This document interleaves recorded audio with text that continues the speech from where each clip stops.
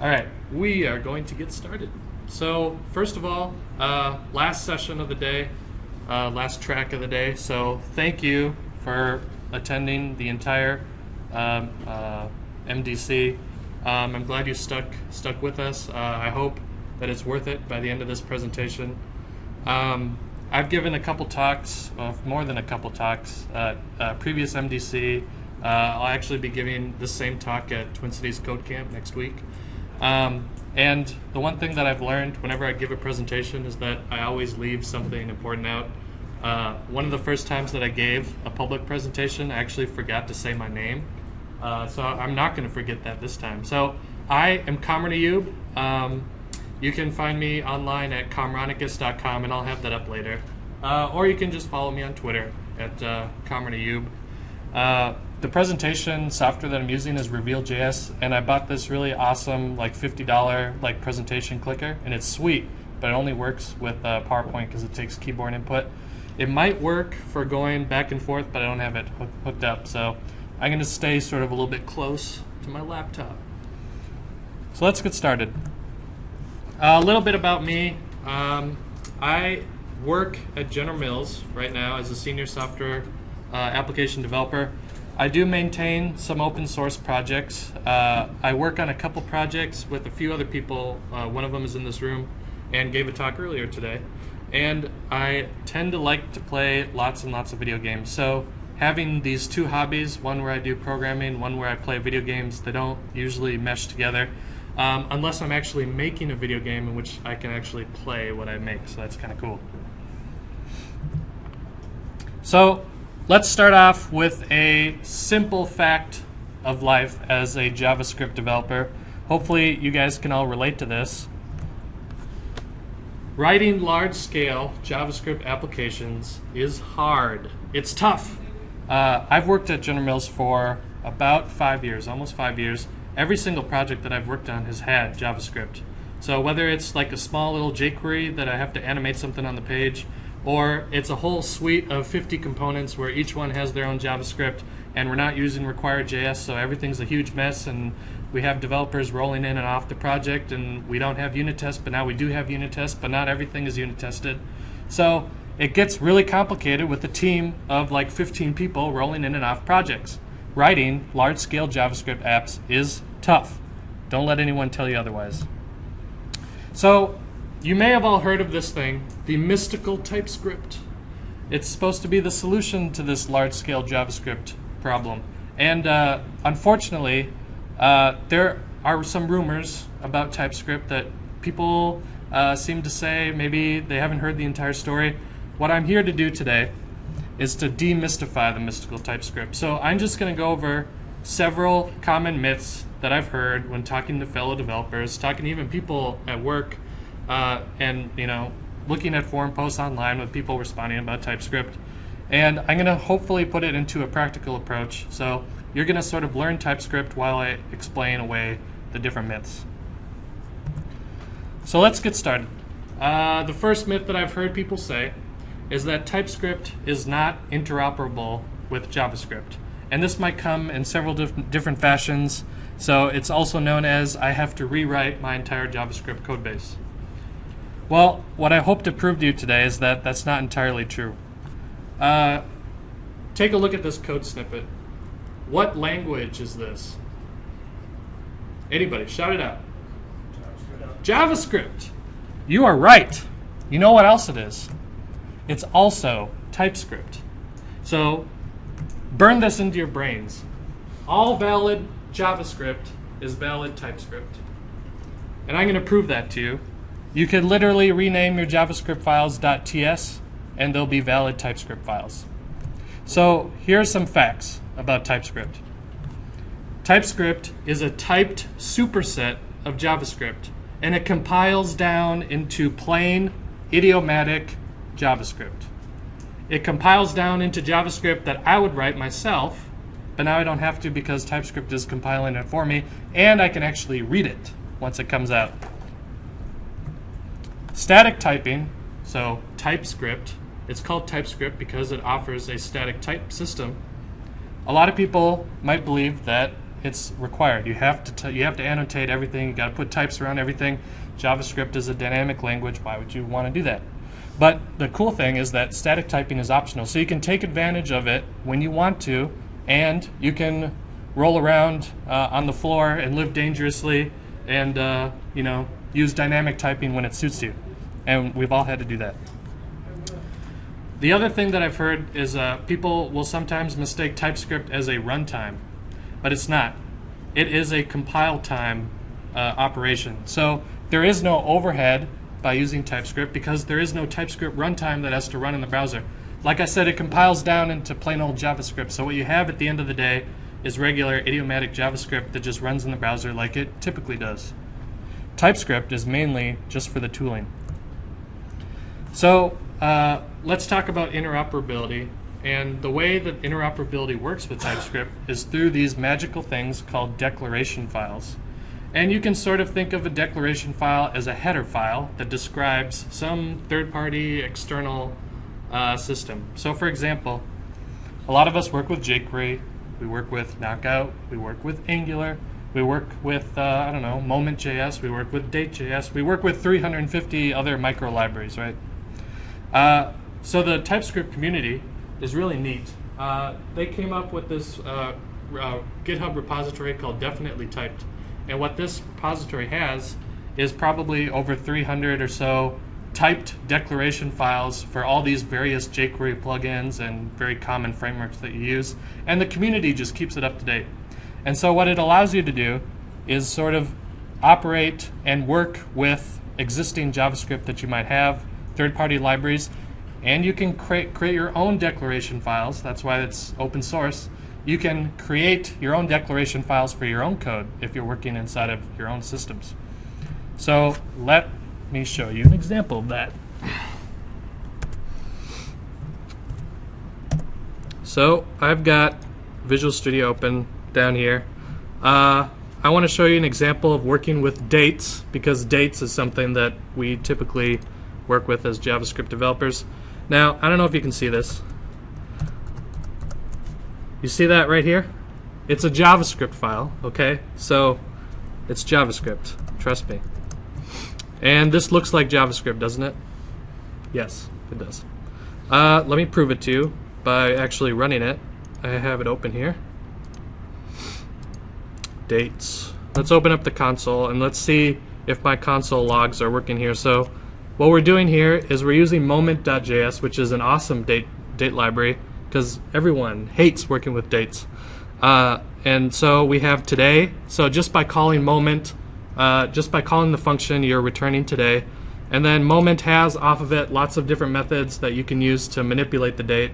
So for example, tomorrow is going to be Moment, and then you can call .add, and it takes a string, type string, days, and then you can so on and so forth. So what I'm doing here is I'm logging to the console. So we can take a check here. So this is JavaScript running in Chrome. So today is Sunday, actually, Sunday, September 28th. I don't think that's correct. Let me refresh it. This isn't the point, by the way, but oh, you know what? It's because I'm using Moment a little bit silly. So what I'm doing, Moment is using the same instance when I'm passing it. So I really don't want to do that. So I want to actually change my code here and refresh it. And now, today is Thursday, September 25th. Tomorrow is Friday, September 26th. And the beginning of next week is Sunday, September 28th. So references. Okay, so I just proved to you that I'm working with an existing JavaScript library. I have moment.min right here, so it's using version 2.7, whatever. So let me just show you how we can convert this to TypeScript and have it work. So I'm going to rename it to .ts. Yes. Now I'm going to close this, make sure it opens up again. Great. So let's compile it, because TypeScript you have to compile. And usually it compiles when I save the file. And then over here on the right side, this is the generated JavaScript from this new TypeScript file that we created. So can anyone spot the difference between these two panes. Yeah, so there's a comment at the end. There's also a space right here between the word function and the parenthesis. That is literally the only difference between this JavaScript and this TypeScript. And what the cool part is TypeScript, again, like I said, is it's for tooling. It's when it outputs to JavaScript, it outputs a source map so that you can debug it in Chrome.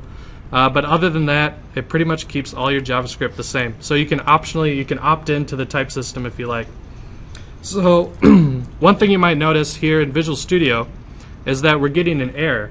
Now remember, I just built it and it was fine, and I can refresh the page and there we have it. It's all working just as we expected. So why are we getting this error here? Well, it's because TypeScript, as long as it's not a parse error, as long as it can still parse your JavaScript or your TypeScript, it's still going to allow you to build the JavaScript file, and it's just going to warn you about certain things. So right here it says, hey, I can't find that symbol moment that you're calling because it's probably in the global scope, and I don't have anything that I know of that is named moment in the global scope. So here is this file right here called moment.d.ts. So this is a TypeScript declaration file. And what you'll see here is helpfully someone on the internet, looks like Michael Lakerveld, has created these TypeScript definitions for people to use. And it's, I don't know, 440 lines long. That's the entire API of Moment that I would have to memorize. If I'm using their API, I would have to keep their documentation open until I've memorized it and I've used it enough that I can memorize it. But with TypeScript, you don't have to do that. So let me show you an example. If you want to refer to a reference file, by default, usually the declaration files are imported into the global, but let's just import it specifically for this file. So I've referenced moment.d.ts, and now I get my declaration. So what happens now if I hover over this moment? So there you have it. So now TypeScript is saying, hey, I got my declaration file. I know what moment is now. I can help you out. And the helpfulness is awesome. So let's take a look at, how about 2 days from today? We can say, oh, moment. Okay, TypeScript. Hey, I know what moment is now. Hit tab, autocomplete. Check this out. I get all the constructor overloads for moment that I can do stuff with. So I'm just going to use the default one. But take a look. You can actually sort of go through these and see which ones make sense for you. I want to do .add. Hey, I know that there's an add method. Guess what? Add takes a unit of time, which is a string. So we can actually say days. We can do years if we want to. And then it takes an amount of type number. Okay, that's awesome. So now, without looking at their documentation, I know what's available. And actually, if I hover over add, you can actually see that it uses JSDoc as well. So you can document your different methods in your declaration file. So it says mutates the original moment by adding time. Okay, it's deprecated in 2.8. That's awesome. I wouldn't have known that had I not looked at their website and scoured through their documentation. Now you might wonder, I added a declaration file for moment, but how come console.log was totally okay? There was no red squigglies under that. It was fine with that. And it doesn't have any problem with log, right? Console.log. Well, console is usually available in pretty much every JavaScript environment, and TypeScript helpfully provides a declaration file for the entirety of the JavaScript API. So, for example, it says console.log takes an optional message of any type, and then it takes any optional parameters of any type. So that's pretty helpful. But what happens if I press F12 to go to definition in Visual Studio? It actually opens up lib.d.ts for me. So this is, like I said, a declaration file that TypeScript ships with, and they keep up to date, and it provides the entirety of the JavaScript API. So let's take a look at how much we all have to memorize, or is supposed to have to memorize for JavaScript. 15,000 lines. I mean, I'm okay at JavaScript, but even wizards need spell books, right? This is 15,000 lines that you would have to memorize. And instead, what we typically have to do is do this. Oh, I got to go to Google. This takes like a minute on my Wi-Fi. Now I got to go to MDN. Oh, here we go, Mozilla Developer Network. Let's see. Wait for it to load. Okay, let's do array.splice, because I can never remember what the difference is between slice and splice. right? So now I gotta wait for this, okay. So this is what I do every day when I'm working with JavaScript, right? And I'm sure a lot of you can relate to this. So here we go, array.prototype.splice. Let's take a look at what it does. So it changes the content of an array. Okay, well, what can I pass in? So I gotta wait for this to load. I'm really getting a lot of work done right now. So I can pass an index. Okay, that's cool. Index at which to start changing the array. Okay, cool. So I sort of know what it does. Now, if I'm using TypeScript, let's take a look at how hard that is in TypeScript. We got my array right here. It's an empty array. Let's put, I don't know, a couple numbers in there. Let's hover over array. What does TypeScript think this array is? It's an array of a number. So the cool thing about the type system in TypeScript is that you don't have to annotate everything. It can flow the types through your code, and it can infer what the types are going to be based on the code that you write. So let's do var new array equals array dot. Oh, look at that. Oh, yeah. How about, what's splice again? Oh, okay, so we got our start number. That's awesome. Let's do that. And if I hover over it, removes elements from an array, and if necessary, inserts new elements in their place. Holy crap, I didn't even have to leave Visual Studio to go to MDN and over my slow 3G Wi-Fi connection to go look at it. Okay, that's awesome. So that's using TypeScript declarations. So, yes? Where does all that come from, though? Is the So it comes from when you actually install the TypeScript compiler to your system. So every solution will need to have that, or is it? No. So you only have to install TypeScript once on your computer, so just like an SDK. And it, at least for Visual Studio, it installs the TypeScript tools for Visual Studio. And actually, Visual Studio 2013 just ships with TypeScript. So if you're a .NET developer, you already got Visual Studio, you're already free and clear, you don't need any extra stuff for TypeScript. So that just comes with it. And in fact, let me just go to F12 again. If you hover over this, it'll tell you where that file is if you ever want to go look it up. So that's where it comes from. Good question. So myth number 1, TypeScript is not interoperable with JavaScript. Well, that's not true. TypeScript is a type superset of JavaScript that compiles down to plain JavaScript. So let's move on to the next myth that I've heard of some people say. TypeScript is a whole new language that I have to learn. I have to relearn how to do JavaScript. So this is a common one that I've heard. So let's be clear here. There are two answers to this question. There's yes and a no part of it. The first part is, are there new language features that you're going to have to learn to use TypeScript? Yes, because it's a new thing. It's not just plain JavaScript. It is TypeScript, so there's going to be features that you're going to have to learn. But is it a whole new language? Is it like Dart? No, it's not. And I'm going to go over that as my last point. So let's have a little bit of perspective here about what kind of stuff you're going to have to learn. So the cool thing about TypeScript is that much of the syntax is borrowed from the new ECMAScript 6 standard. So if any of you have worked with ActionScript for Flash, I believe that's also based on ECMAScript 6. And a lot of the same syntax you're going to see in TypeScript is what you're going to have to learn anyway as a JavaScript developer once ECMAScript 6 becomes standard. There's already a few browsers that have ECMAScript 6 support. So you're going to have to learn the class syntax and the interface, that type of stuff already, right? And there's only really a few new things to learn. The type system is the biggest thing that you have to deal with in TypeScript. Once you know that, the rest of it is really easy, and I'm going to go through the rest of it right now. The other cool thing that still keeps TypeScript relevant even when ECMAScript 6 is available. First of all, ECMAScript 6 is not going to have a type system. That's why TypeScript was created. So that's why it's going to remain relevant even when ECMAScript 6 is involved. But the other cool thing you can do is if you know you're going to target an ECMAScript 6 browser, you can actually have TypeScript compiled at ECMAScript 6. So if you want to use classes and properties, getters and setters, you can actually just have TypeScript output ECMAScript 6 so that those browsers will just use it natively. Otherwise, you just use its default behavior, which is to compile down to ECMAScript 5, so it works on IE8. So let's talk about static typing, one of the biggest features of TypeScript and probably the thing that I love the most about it. So static typing, this is a code snippet of some regular JavaScript that's calculating a distance between 2 points. Really neat. So let's go into Visual Studio. I'm not going to save it. So we have our types.js, right? I have it open in Chrome. So we got dates, audio, that's for later, and then types. So we have our type page.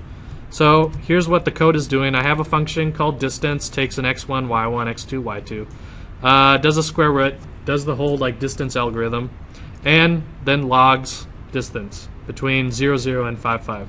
It's pretty straightforward. So that distance is 7.07, blah, blah, blah. So this is all working again. This is all JavaScript. So I'm going to do the same thing. I'm going to come in. I'm going to rename it into TypeScript.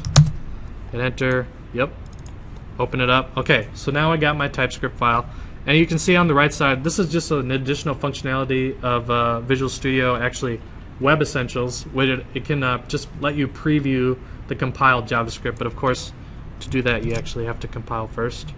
So compile it really quick. And again, I want to prove that it's not doing anything crazy to your code. There's no code insertion here. It's literally the same exact JavaScript that you would normally write, and perhaps a little bit more condensed. So no surprises there. Now, the common thing that we run into when we're working in JavaScript is sometimes I'm using someone else's API, and I may not be familiar with all the parameters that go with the method. And so I might accidentally do something like this, where I actually put a string here, right? And JavaScript, being the great, beautiful citizen that it is, will not care. So let's actually run this code. It's not even going to throw an exception. First I got to build it. So it's not even going to throw an exception. It's just going to say, hey, you passed me an A, that's totally cool. I'm just going to return you, it's not a number, the distance that you asked for. And the thing is, we find these things at runtime, right? Because we don't have something smart enough to warn us beforehand. There's nothing here that says that JavaScript can say, oh, x1, I guess you're really expecting a number, but because JavaScript is loosely typed, it's dynamically typed, then there's no warning, right? So here is the TypeScript type system at work. As soon as I start opting into the type system, some magical things start to happen. So here I'm going to just say, this is the syntax for annotating the type. So you have your variable, colon, and then space is optional, and then your type. So now, as soon as I did that, hover over here, hey, wait a minute, you tried to pass me a string, but I'm expecting a number. You told me that it was going to be a number, so I don't know what you want me to do. So TypeScript is not going to allow you to compile, or at least it's going to warn you, which is awesome because now I don't have to get all the way to the browser to find out that the 750th line of that one file in my friend's code that he wrote 12 years ago actually is totally wrong. I can actually rename the file to TypeScript, annotate a little bit, and I'll actually start to see these errors come to the foreground. So let's actually switch it. So now we got 1, that's awesome. Now the same thing is happening to all the other parameters of the method, so let's just annotate those. And just to help, put a new line. And we got our y2. So now these are all numbers. So that's pretty cool. Now you might think, okay, well, TypeScript's going to want to know what the function returns. Because typically in statically typed languages, we have to declare types everywhere, right? But here's the cool thing. So if I hover over distance, maybe you can't see this. It's sort of hard because I'm going to have to move my mouse. Darn. Well, here's what it does. Let's see if I can put it onto a new line. Here we go. So here you can see at the end of this method, TypeScript knows that because math.squareRoot, again, is part of lib.d.ts, the declaration file, it understands that square root's going to return a number. And because that's the only thing that we're returning from this function, it knows, hey, you probably are going to be returning a number from this function. So what happens now, let's say we get out of zoom mode, and we have a if x1 equals 0, then return A. What's going to happen now? So TypeScript's going to say, hey, buddy, we couldn't find a common type that goes with a string and a number. So you got to do something. You got to return one or the other, or I'm going to be really confused. So you say, okay, all right, fine. I'm just going to take this out because that makes no sense, right? So that's some of the types of things. Whoops. That's some of the types of things that TypeScript's going to help you with by just annotating your types. And the cool thing, like I said, is that it's all opt-in. So you can start migrating your existing JavaScript code base, and then you can just start annotating types slowly and surely, and you'll actually get a lot of benefit out of it. Yes. I think so. So go like that. It says, could not find the best common type of types of all return statement expressions. So it's pretty good. I would say, honestly, there's some errors that are a little bit harder to spot. For example, if you do this like I was showing you, and it says, you sort of have to look down at that indented line there that says, could not apply type number to argument 1, which is of type string. So that's the core error, and they sort of wrap it with a bunch of other errors. So you do have to dig just a little bit, but I'm totally fine with doing that if it catches these types of errors. So that was really cool. Let's talk about classes and modules, which is another really big feature of TypeScript and is going to be coming in ECMAScript 6. So you get to use this right now, which is really cool. So here I've got a point class, and this is written in JavaScript using prototypes. I have my point class, takes an x and a y. I set my this.x, this.y, and then I have my distance function, which again just calculates the distance between my point and then some other point. So let's take a look at that in Visual Studio. So we got my classes, classes.js, and here we have the code that I just showed you, and I have it open also. Again, just to prove that I'm not lying to you, it's using JavaScript, it's running JavaScript. Here's my point. I got my point 44. So this is working just fine. So let's simplify this a little bit using TypeScript. So let's rename it. Got my classes.ts. So the cool thing about this is if I do like var p1 equals new, and then I start typing in point, well, it understands that I've created a constructor function called point, and it also understands that point takes an x, but again, because I haven't annotated it, it just says, well, x must be an object, y must be an object. Okay, that's all right, but we really want to kick it into full gear here, right? So we're going to use the new ECMAScript 6 syntax for declaring a class. Instead of saying var point, we're just going to say class point. And since this is the constructor function, I'm just going to exit out right here, change the equal sign into an open brace, put another ending brace here so everything is happy. And I'm going to paste back that function that I had, but instead of calling it function, it's actually, you have to use a keyword called constructor, which I think is a lot more, I don't know, makes more sense to me. You got your constructor, and now a couple things happen. We still have our point.prototype.distance. I'm just going to leave that there for a second. So if you start hovering over this, now we're opting into TypeScript's class system, which is very robust, and it's also really cool. It'll tell me, hey, you're trying to set this.x, but this.x isn't a property on this class. You're trying to set a non-existent property. I don't know about it. So how can we fix that? Well, we can create a property called x. So we're going to create x number, and y is a number. Awesome. Now it goes away. So we don't have an error anymore because now we've declared that these are going to be properties on our class. Yes.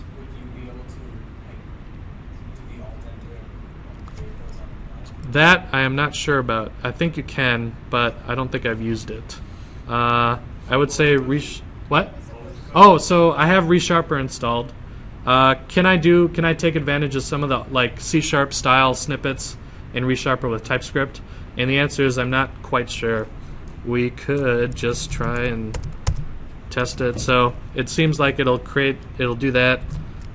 We can do X number, Y number.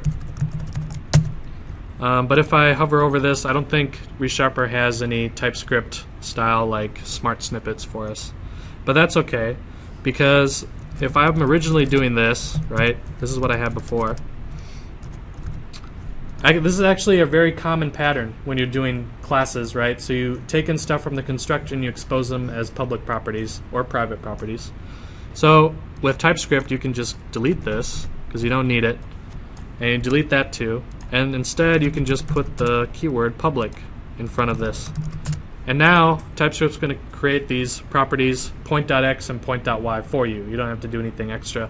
You can change this to private if you want to, because TypeScript has some accessibility, access modifiers. So this thing though, this point.prototype.distance, we don't need that anymore because we're in the context of our class, right? We're inside the curly brace. So we can just remove point.prototype. We don't need that. And we can keep this distance equals function, but that's optional too. We can just change it to distance and then other and then opening brace, and it understands that this is a method. So now if I create var p1 new point, so now you see that this icon here in Visual Studio has changed. It detects that this is a proper TypeScript class. And in fact, you can also, if you're outside the class, you can actually navigate to the different classes. So Visual Studio tooling is pretty awesome. It's pretty robust.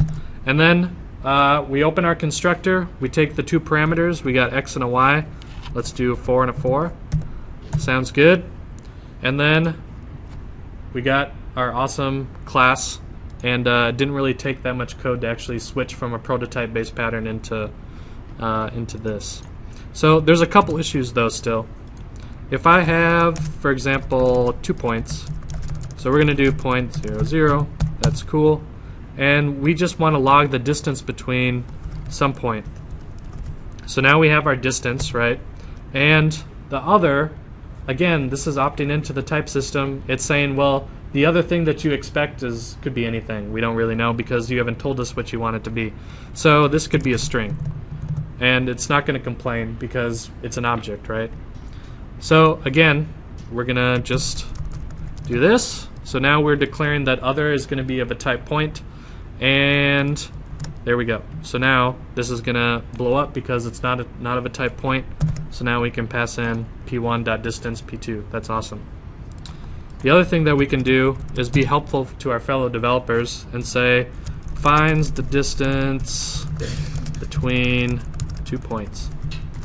So now I've added some JS doc to this method, and when other people are using my point class, they can just hover over distance and see, oh, hey, look, this finds the distance between 2 points. Awesome.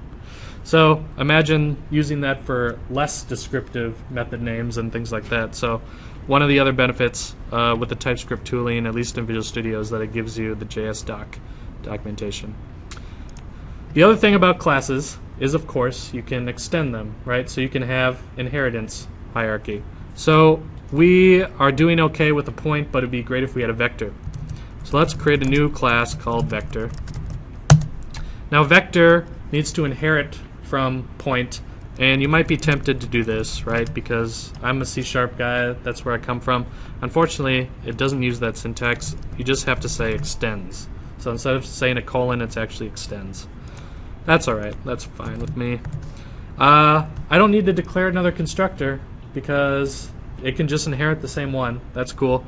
If I wanted to create, let's say, vector 3D, well, then I might want to have a constructor that takes a public x, public y, and then how about z?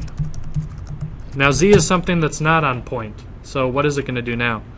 So it's going to say, hey, constructors for derived classes must contain a super call. Now you might be wondering, well, what's a super? So a super is just a keyword that says my parent. Go and get me my point because that's who I inherit from, and let's call its constructor. So this is almost like a variable, so you just call it like a function because it's the constructor function. You could also say, for example, super.distance, and TypeScript knows because you inherited it, so it totally understands. And then we have our constructor, and we pass in x and a y, and now we're good. So now, vector 3D, let's do v1, new vector 3D, awesome, x, y, z, sweet. 0, 0, 0, and we can get our .z because again we're using the shorthand syntax for declaring a public property off our vector. So the other thing that we should do probably with a vector, and I'm just going to change this because I don't want a 3D vector, that's too complicated for me. I actually want a 2D vector and I want to be able to normalize it. So I have a snippet here. This is a normalize method. So this is going to take the magnitude of my vector and just normalize it to a magnitude of 1. But there's an issue here. So I'm using this. So this is my class and I'm calling my super method distance. That's available. But there's a problem here. I want to call it without actually passing in another point. And you can see that when we had our JavaScript, we were doing something here where we said, well, if I don't pass anything, I'm just going to default to a new point. Well, we can do the same thing in TypeScript, but we can actually formalize it, which is kind of cool. All we have to do is make this an optional parameter by adding a question mark. So now this error goes away because other is optional. And so you can just handle just like you do in JavaScript.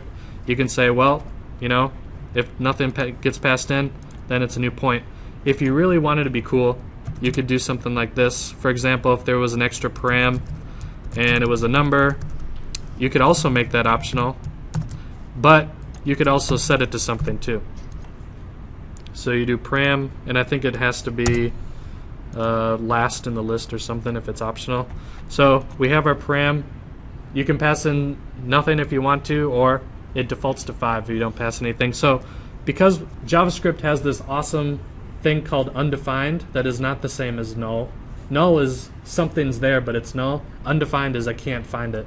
So you're going to see a little bit of code generation from TypeScript here, just in the spirit of full transparency. So because we made param an optional parameter and we made it default, it actually says if the type of my parameter is undefined, we're going to set it to 5. So if I don't pass anything, it's going to just automatically set it to 5, which is, again, what I would probably write myself if I was going to do an optional parameter, right? So TypeScript just takes care of it for me. So now we have our public normalize. We can call that if we want to. We don't have a vector 3D anymore. So we can say normalize, and everything is awesome with the world. So that is classes. Now let's talk about modules. So what modules allow you to do in C#, how many of you guys are C# .NET developers? Yeah, pretty much all of you. Awesome. You're going to be right at home here, let me tell you. So we love in our static type languages the ability to namespace. It's awesome. It's fun. It allows us to organize. We hate doing it in JavaScript because it's a huge pain. And it's because JavaScript doesn't have the notion of namespaces. So what you do is you create an empty object, then you chain it so that you can keep creating empty objects to chain up. Whatever. TypeScript allows internal and external modules. So module, let's say this is utils. I open my brace, I just do this, and I hit build, and let's take a look at what it generates. So there's a couple things here that I want to point out. So remember when I said that TypeScript doesn't really generate too much code. I said it doesn't really generate too much code. It does generate some code. So these 6 lines here, and I have to open this and this to actually highlight this. So these 6 lines here is what TypeScript generates in order to support inheritance. I'm totally cool with that because writing my own inheritance or using another library's inheritance, like I don't want to do that. I don't want to deal with it. So TypeScript, please just put those 6 lines at the top of my file, and I'm totally cool with it. Now this is the other thing that TypeScript lets you do. So modules, it lets you do namespacing. It generates this little closure for you, which is super helpful. So you have your function, utils. It's a self-executing function because you can pass in either the existing utils object or create a new one if it's empty. This creates sort of a namespace pattern. So now, when we actually are using this code, we're going to see a few things. So I'm going to try and create my point. We got p1 equals new point. Well, now I can't actually say point, right? Because now I put it inside of a module. So I have to do something else. I just have to have my module. And now you might wonder, well, I declared point right here. Why can't I see it in my IntelliSense? So let's just do this. It's going to say, hey, I actually didn't find a class called point in utils, so you're wrong. But actually, some of you might have caught on. It's because I haven't actually exported the class to be a public class. So the cool thing about modules is that it adds this sort of like private encapsulation of like classes and functions. You can declare not only classes inside of a module, you can do variables, functions, that type of stuff. So if I want to expose my point class because it's pretty useful, I can just say export. And it exports it. It makes it public. I'll do it to vector as well. So now this error goes away and it says, hey, just make sure that you pass in my parameters to my constructor. Cool, you did that. Excellent. We're totally cool. So TypeScript is excellent for doing this organization of your code in an easy fashion. So how easy is it to do like namespacing? Well, we can do, commonayube.utils, and now down here we got commonayube.utils. Now what you might say is, I wish this was like C# and I could just sort of like import this so I don't have to keep typing commonayube.utils. Well, remember, this is JavaScript, and modules are just objects. So let's just do util equals commonayube.utils. And then we can just say util.point, because it's just a reference to an object that has stuff attached to it. It's no problem at all. Now, the cool thing about modules, like I said, internal and external, this one is just a regular module. If you're doing something like Node, and I do some Node.js for some of the games that I write, you can actually export this entire module as a Node module, and it's supported. And you can do importing. You can say import, HTTP equals require, and then you can say HTTP. Now this is going to change this entire, the way that TypeScript handles this is going to change it into an external module. So there's additional rules and stuff related to that I'm not going to go into. But suffice it to say, it's really cool to work on like Node apps with TypeScript, because you can, again, you can get the declaration files from definitely typed, and now you have the entire Node API typed for you, statically typed. Super cool. So that was pretty awesome. And like I said, there's more. There's more stuff that TypeScript offers, which is really neat. I didn't even talk about generics. You can use generics with TypeScript, which is sweet. Those of us who use C#, we love generics because it makes it easier to pass stuff around. And then there's interfaces, which I might actually do in a few minutes. But if you want to play more, just go to typescriptlang.org, and you can go to /playground, and you're going to get some more stuff. So that's myth number 2. It's a whole new language. So there is new syntax, of course, because it is a new technology, but a lot of it is based on ECMAScript 6, which is something that you would learn in the first place if you're working with JavaScript. And really, there's not a whole lot of new stuff. And the very like edge case stuff or the power user type stuff in TypeScript, it's all documented in their spec.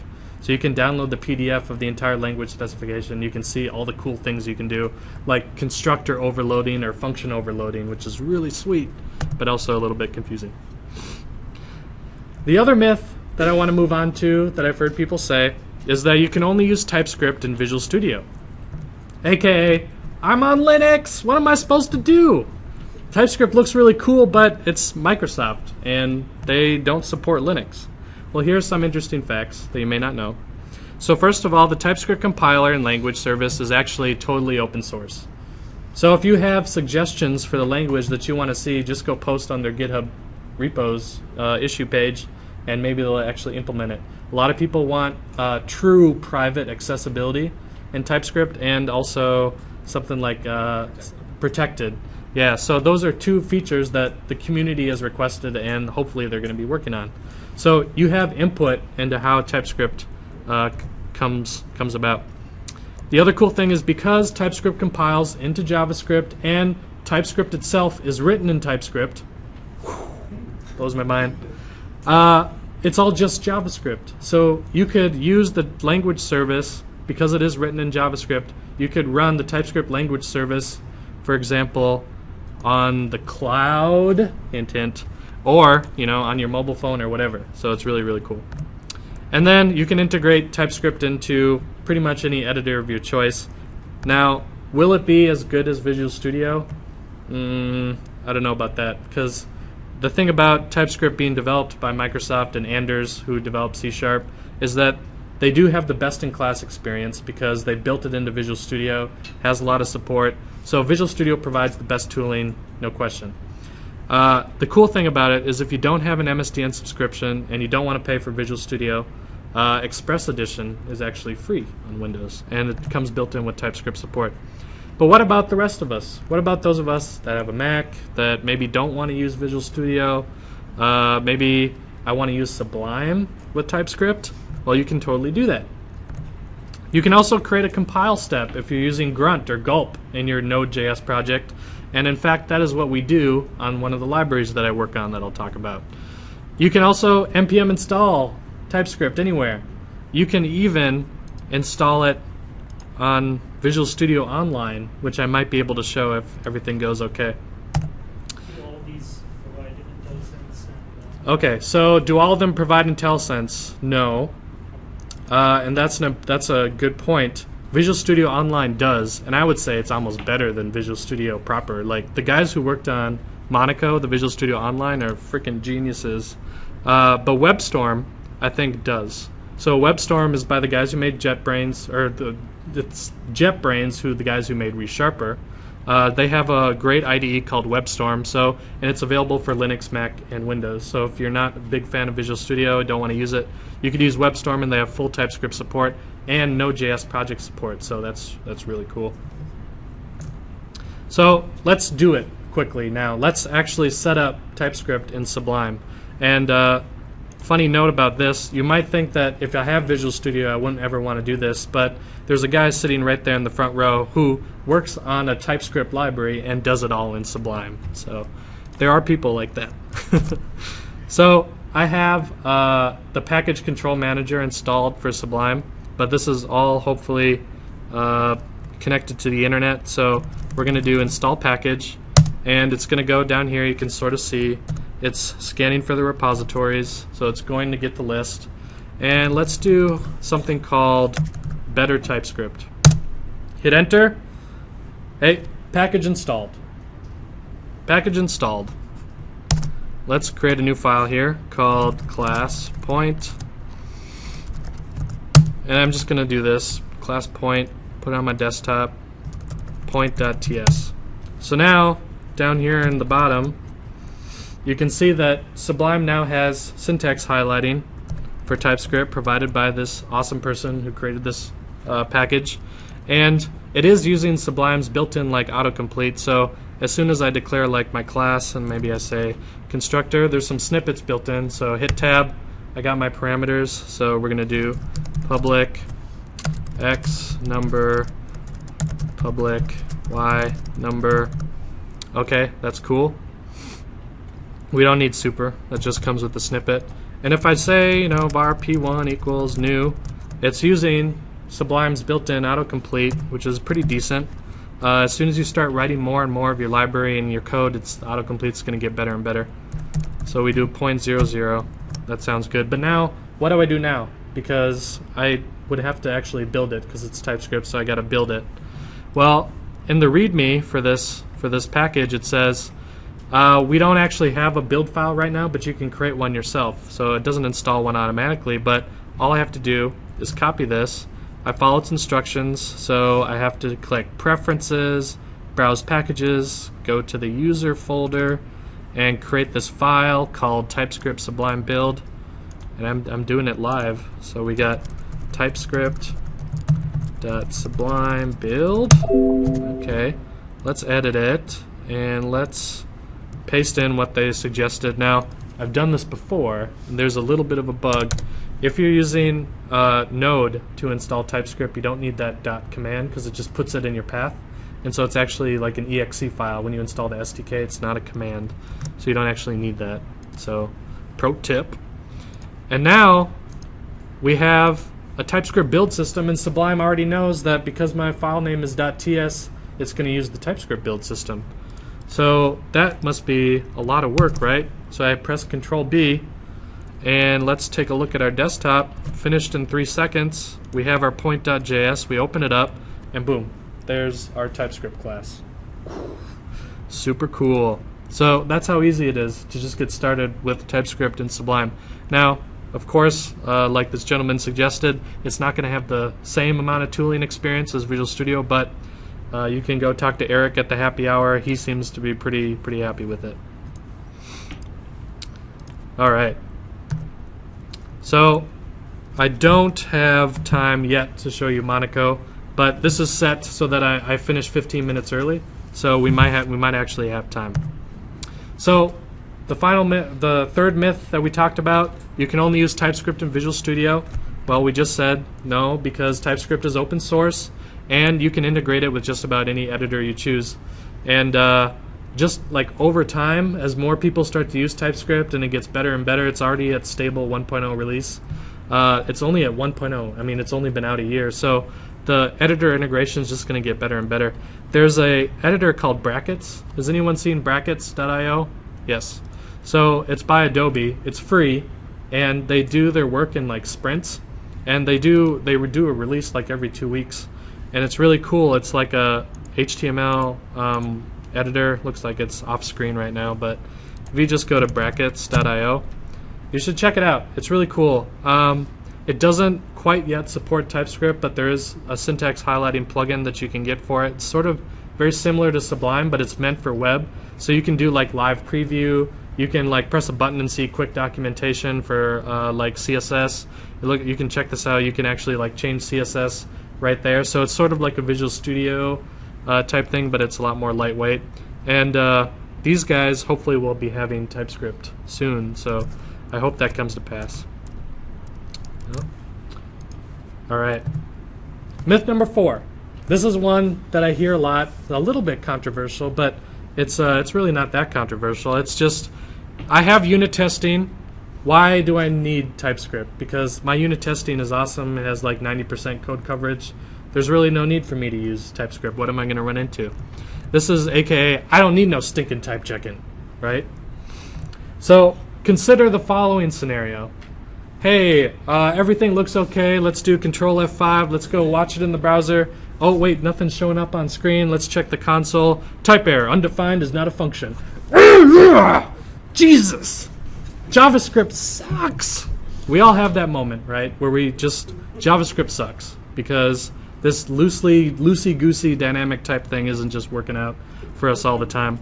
And I mean, this happens when you're writing unit tests too. You run your unit test, it's failing. What's the error? Undefined is not a function. Well, now I got to go dig into my code, figure out what line it's on. Usually, there's no freaking like stack trace that tells me where this error is. So it's just, I think this sounds familiar for a lot of us. The other thing that probably sounds familiar is someone asking you, hey, we need to change one of the parts of our 1 million line JavaScript app. How was that? This is totally cool, right? We need to rename a variable. And you go, ready the blood sacrifices so the JavaScript refactor gods will have mercy on our souls, right? This is bad. A read-only code base isn't good. It's not good to live in fear of your code base. So the sad truth, I want to break it to you guys. I myself am guilty of this. Usually I don't write JavaScript unit tests. I won't even say sometimes. Usually I don't. I work on a project, or I worked on a project at General Mills where we actually do write JavaScript unit tests. It's really awesome. Unit tests are awesome when people write it, and it's actually part of our process. So we go through code review, and then if you haven't written unit tests, you get a slap on the hand, and you're supposed to write your unit tests. And then so we got unit test coverage, which is pretty sweet. But here's the thing, even if you have tests, it's not going to catch everything. Especially, it's not going to catch some of the very small errors that you're going to run into, that we run into on a daily basis writing JavaScript, right? TypeScript eliminates an entire class of errors. I'm going to show you an example of that. So, practical example, we got a project here, and close these. We have this helpful little simple.ts. This is a TypeScript file, okay? Now this TypeScript file has some JavaScript in here, just a sort by name, okay? I just pulled this out of, for example, my 2 million line code base, and maybe this is missed by a unit test, or maybe we have a unit test and the test output is totally cool. It's green, the test is green. Surely there's no issue with this. So let's do products, right? Oops, wrong brace. So we got our product, we got name, foo, price 1.0. Oops, copy that. I'm not used to typing on this keyboard. 2.0, and let's do zoo. And let's put zoo above here, right?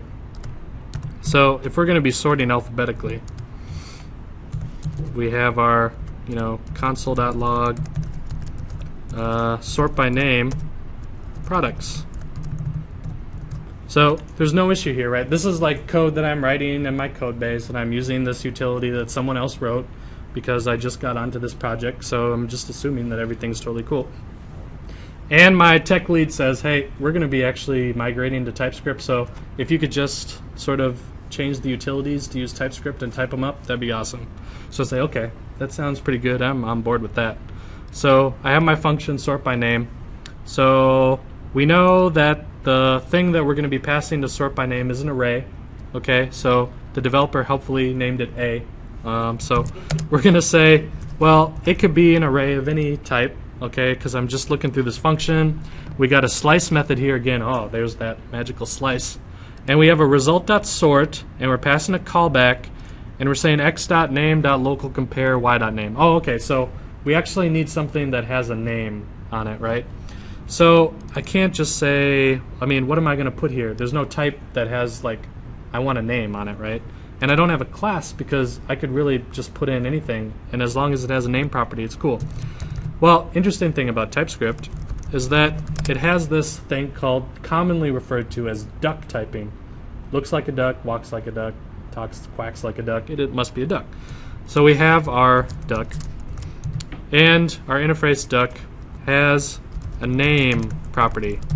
So we have our name property right here, right? And I said this is product, so I suppose I should just say product. So I'm going to use that instead. So now I just need to pass in something that resembles a product. It could be this. This is totally cool. As long as it has this name and it's a type of string, TypeScript's going to be totally happy with it. So we're going to say the array that you pass in has to be an array of type product. Has to match that. Oh, wait a second. Why is there a red squiggly line? That looks okay to me. What TypeScript? There must be an error here. I better file a bug with TypeScript that says, hey, local compare is totally cool. Wait a minute. I don't know. Actually, I don't know if it is. Hold on a second. Local. Let's see. Local. I guess there is no local compare, is there? There's locale compare. Oh my god. So it's actually, somebody made a boo-boo. Somebody mistyped. They thought that local compare was a valid function, and I don't blame them, but it's actually locale compare because it's doing a culture invariant local compare, whatever, locale compare. So TypeScript just caught this error that all my unit tests, if I had unit tests, maybe they caught it, maybe they didn't, but a lot of the cases we don't write unit tests for this simple of a function, right? So it was there, we didn't know about it, it's been running in production for 5 years, and it's had this error. But as soon as I start using TypeScript, I see, hey, wait a minute, there's actually this typo that's been there for this long. So that's just a simple example of TypeScript catching very common, easily overlooked types of errors. Now let's get into a more complex example. So we have this here called audio waveform. So this is a cool little app that we wrote. It's a line of business app that takes a wave file and displays it in a canvas, okay? So we have our tada.wave, we got our chimes.wave, chord.wave, ding.wave. Okay, it's all looking good. I don't usually test, but when I do, it's in production. I just did my production test. It's looking good. So we have been tasked now to change this little line of business app into TypeScript. So we got 3 files here, app.js, audiofile.js, displayaudio.js. So this app.js, okay, we're just going to follow Kamran's advice, and we're just going to rename this TypeScript, and he said everything would be okay. Is that true? Okay, I guess so. I guess it's okay. I can't yell at him yet. Now let's go to audio file.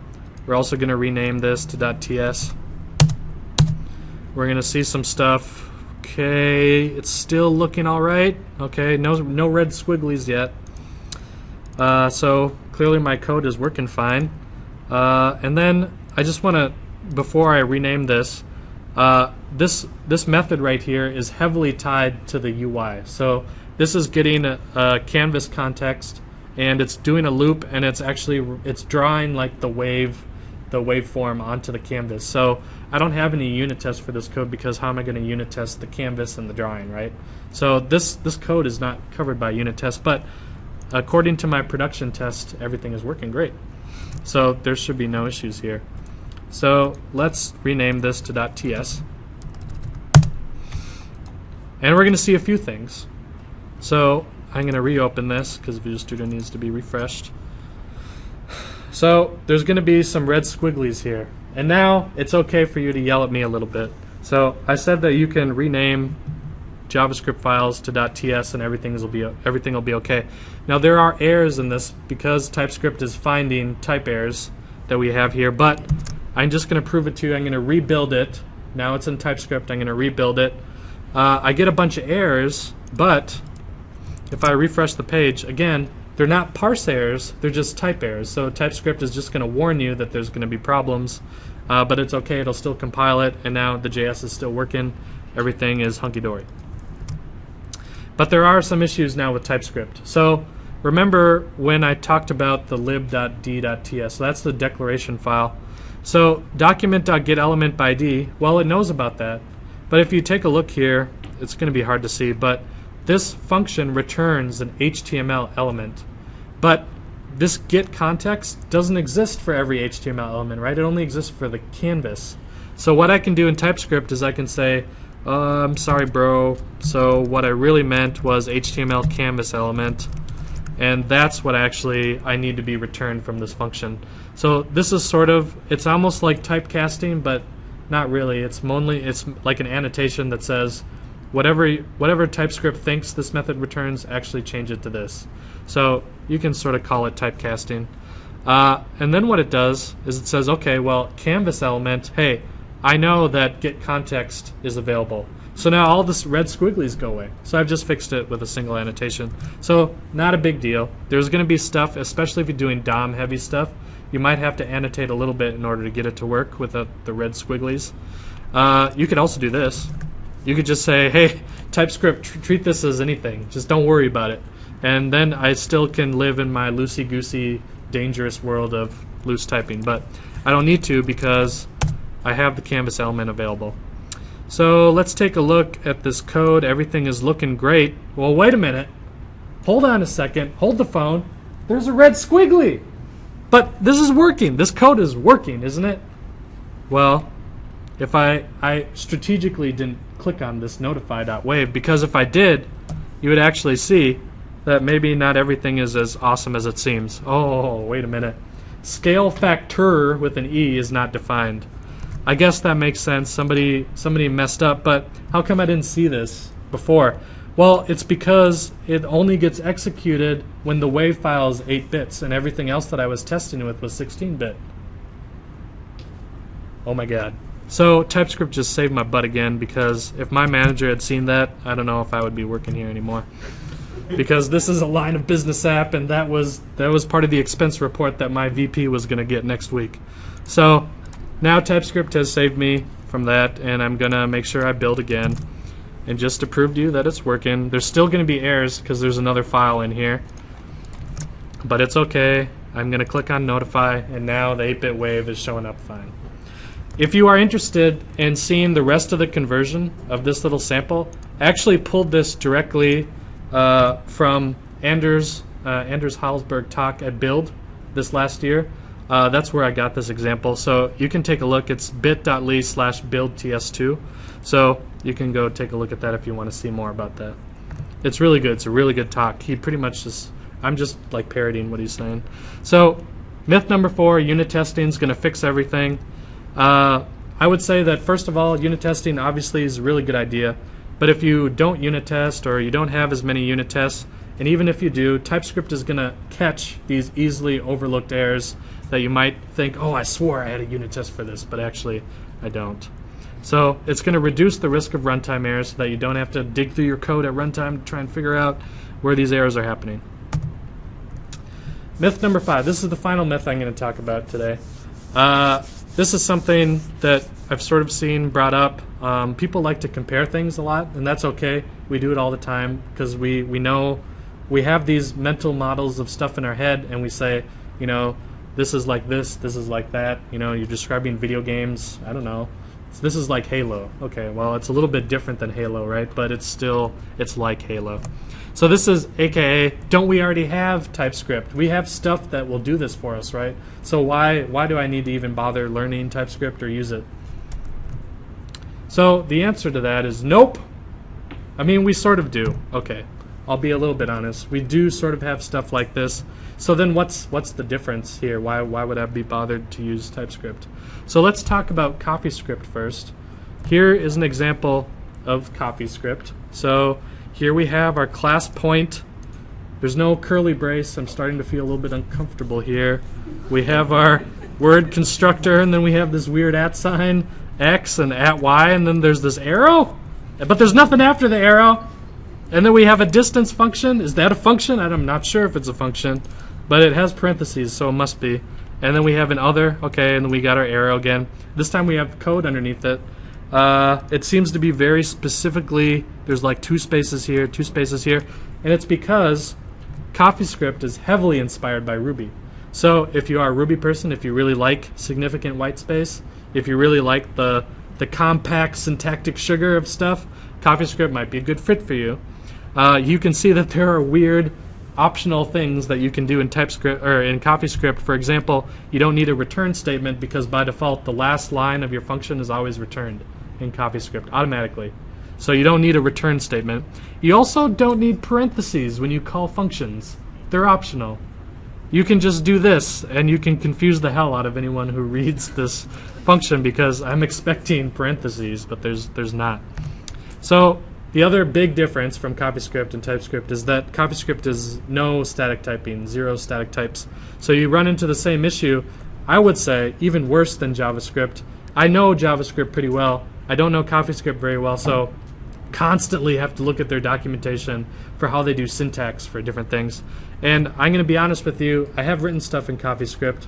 I thought that it was really cool at first, and then I started to write more of it, and then I hated it. So if you like it, that's totally cool. But I would say that CoffeeScript is more of like a macro language. So it has this nice syntactic sugar, this dash arrow. They also have the fat arrow, which is the equal angle bracket, which changes the this keyword, which TypeScript also does, but it does it in a more logical way, I think.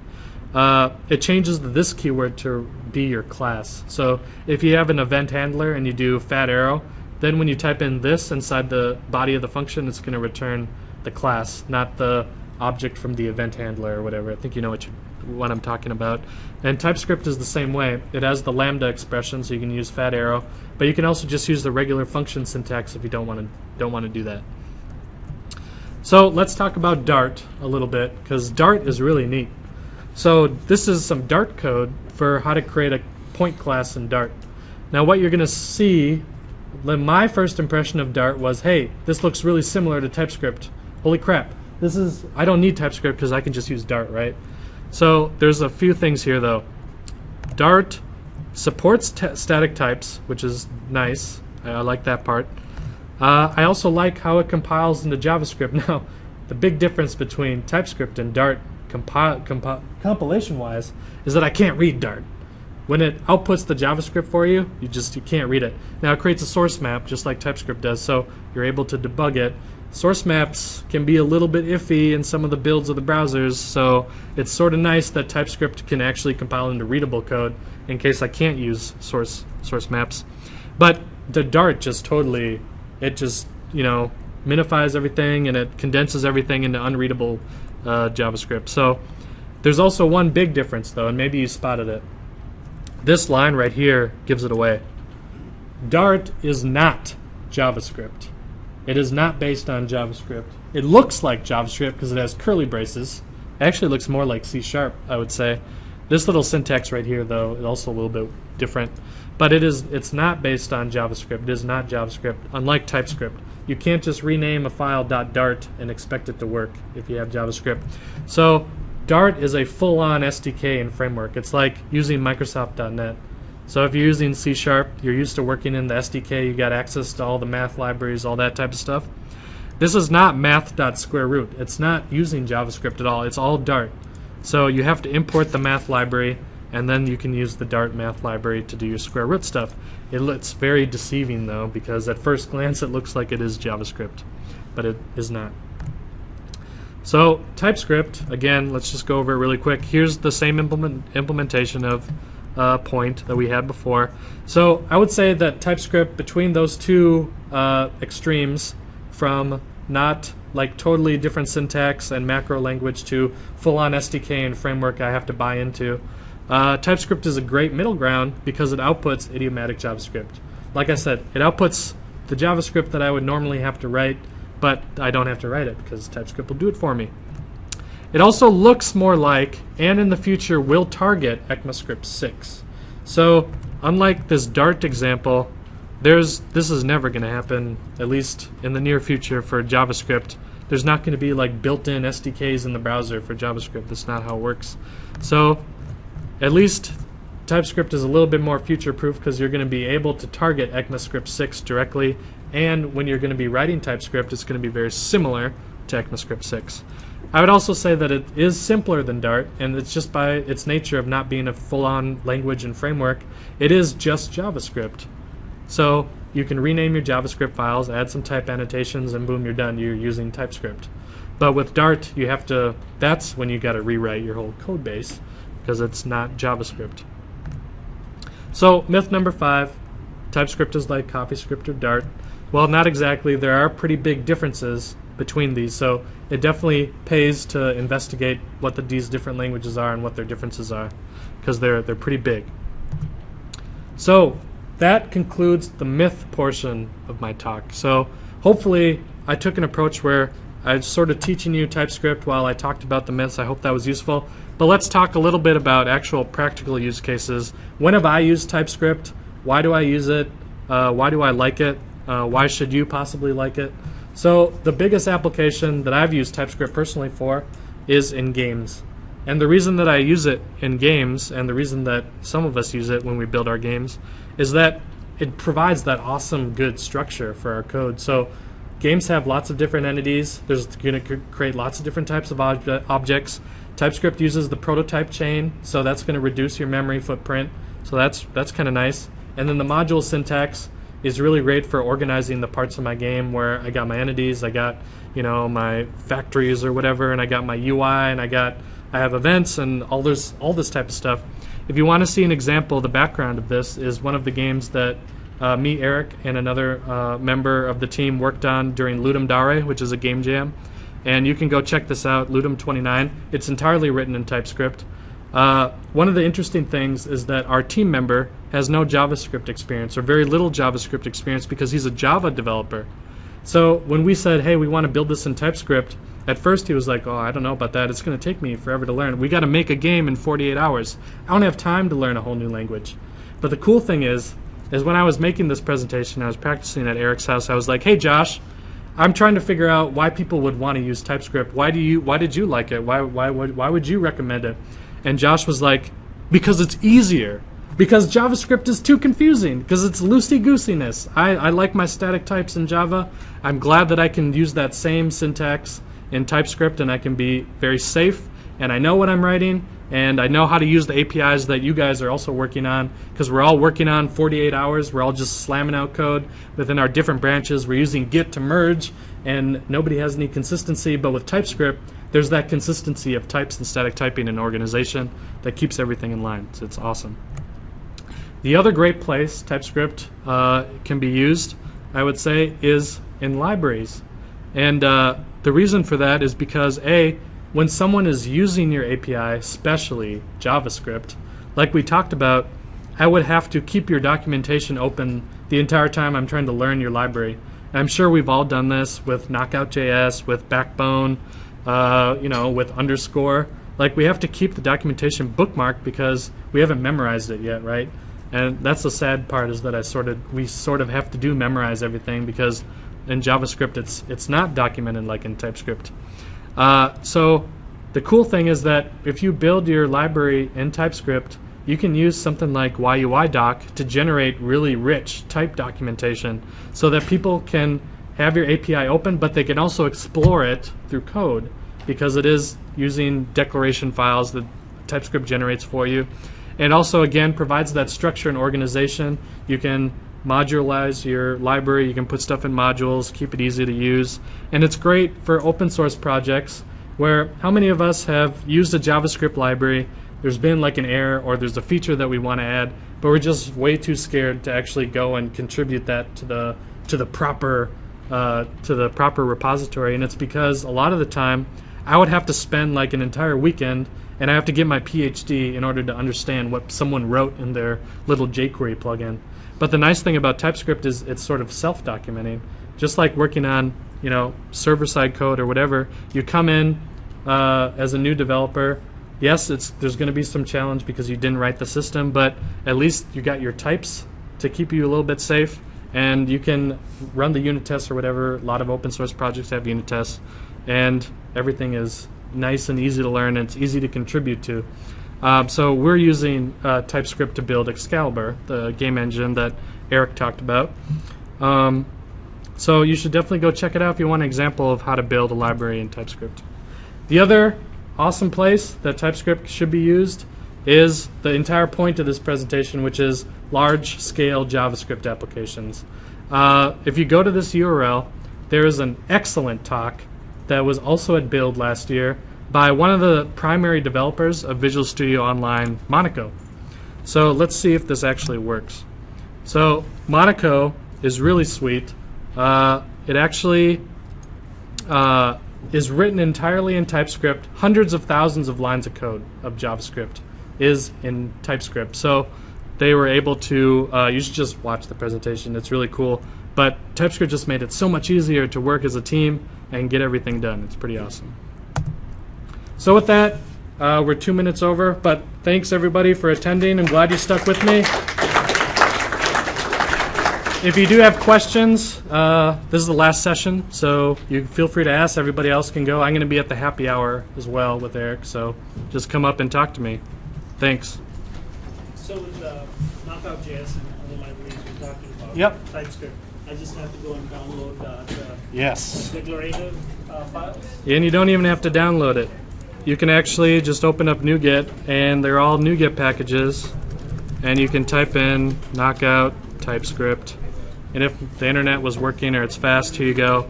Knockout.ko-grid. Oh, that's a plugin for Knockout. Knockout Mapper, editables, deferred updates. Like, these people are insane. Like, they create these definitions. Like, I have an open source library that like 1,000 people use. Someone's created TypeScript definitions for me, so I don't even have to do DS it. can create TypeScript definitions for you. Yeah. Yeah, it's pretty awesome. Actually, use a Rails not a TypeScript file. Will your IDE still read those definitions? So I don't know about Visual Studio, but Visual Studio Online Monaco does. So the cool thing is this is this is just a JavaScript file in Visual Studio Monaco. Okay. So I can hover over this and it tells me that distance has the TypeScript annotation, but this is just JavaScript. And I can't even put types in here. The type definitions for their language. Yes. Yeah. Yep. So I don't have an example in here, but yes, it takes the same as Visual Studio, where you put your reference to your declaration and it'll work in the browser. Monaco is really, really cool. It's just a cloud-based editor on Azure, so it's super neat. Yeah, it's pretty awesome. So another criticism that you didn't talk about is that should I trust Microsoft generating my JavaScript? Yeah. And like, have you ever seen instances when you've looked at the JavaScript and like, that doesn't look right? I don't think so. I've gotten so dependent on TypeScript that I never look at my JavaScript files. Yeah. I add the MIME type to IIS so it downloads the TS files, and then I just navigate to those and set my breakpoints in those, and it works just fine. Yeah, I mean, my library that I'm writing my game in is probably several hundred lines of TypeScript. And let's see if I can bring it up. So I mean, we got all these TS files, and I'm using like the module pattern. So I'm using like require.js, but it's super nice. But I haven't run into any issues besides having like compiler issues. But those are usually quickly fixed and easily reportable on the TypeScript site. So no, in the generated JavaScript, I haven't really had much problems. And the funny thing is that I've used this at General Mills to do like shadow TypeScript, where I'll write my thing in TypeScript, and then I'll just delete the TypeScript file and just use the generated JavaScript. Yeah, nobody knows because it looks totally like I wrote it. How does it work with the require.js and backbone?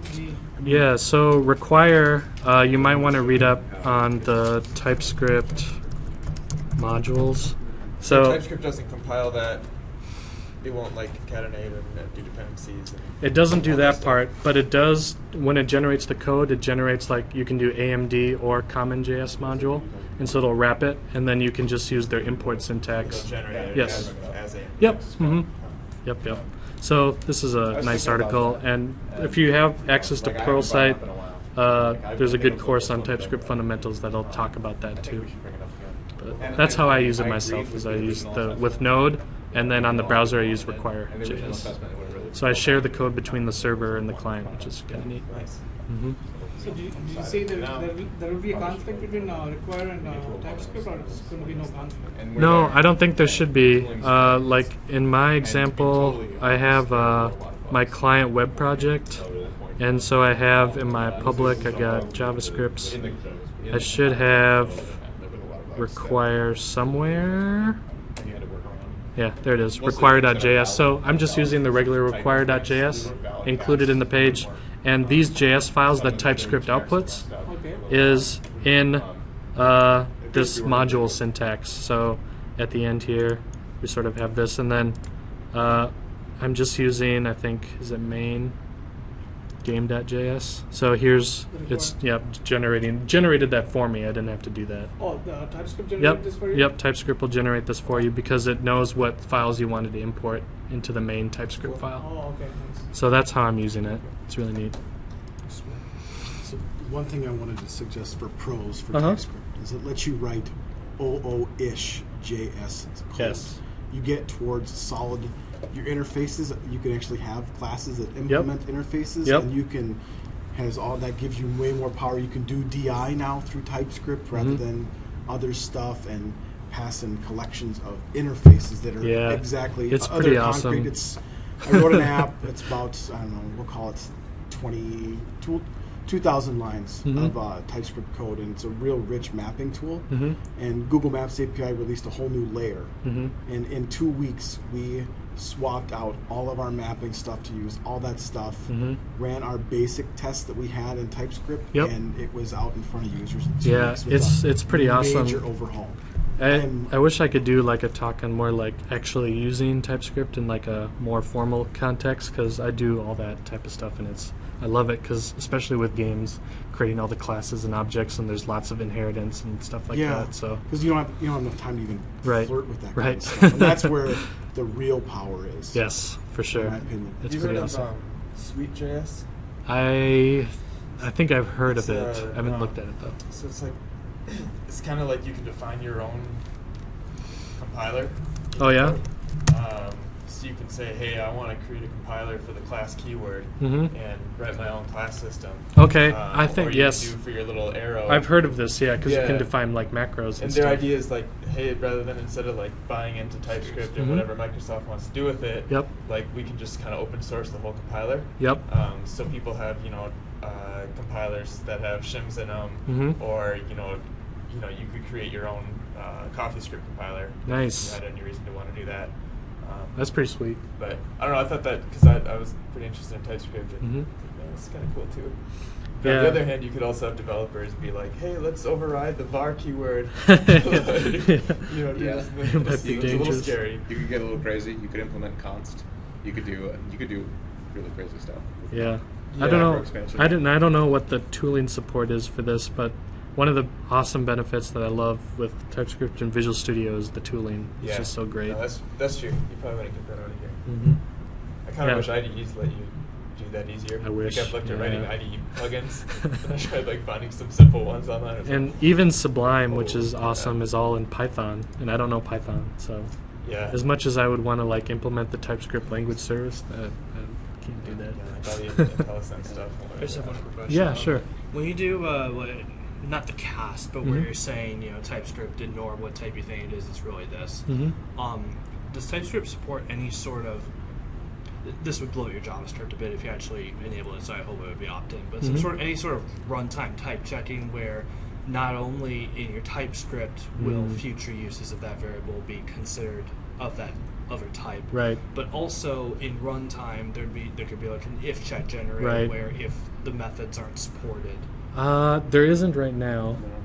There's no runtime component at all. Yeah, I've Which thought. I figured. So it's Well, all I mean, even Yeah. in terms of generating code, you know. Yeah. And I've thought that might be a neat feature because, like, it would be kind of nice if they did some of the type checking also with runtime. Yeah, That'd be like a sometimes where that gets Yeah, you yeah. is like a lot of Opt-in times I for forget sure. I'm in TypeScript when I'm developing in it, and I try to do type inspection at runtime, and that doesn't work because the types compile away.